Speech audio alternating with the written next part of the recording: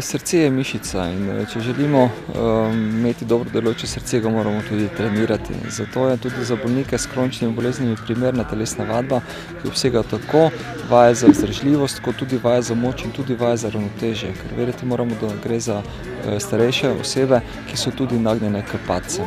Torej, pri vsem tem je pa najbolj važna kontinuiteta, torej, da se to izvaja vsak dan oziroma redno in da se ne opusti, ko bolniki na primer zaključijo rehabilitacijo v bolnišnici in potem pridejo v domače okolje.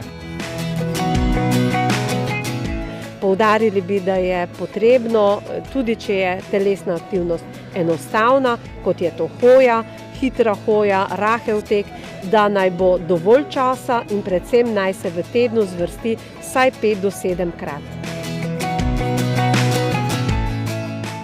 Vsaka vztrajnost je koristna, tudi če je vsak dan samo 5 minut zjutraj, pa 5 minut popoldan, potem pa vsak dan malo več. Nevladne organizacije, ki se nekako ukvarjajo tudi z to tematiko, so prispevale in jaz upam, da bodo še naprej prispevale k temu, da bomo ljudje še bolj aktivni, ne glede tudi na starost in bolezensko stanje.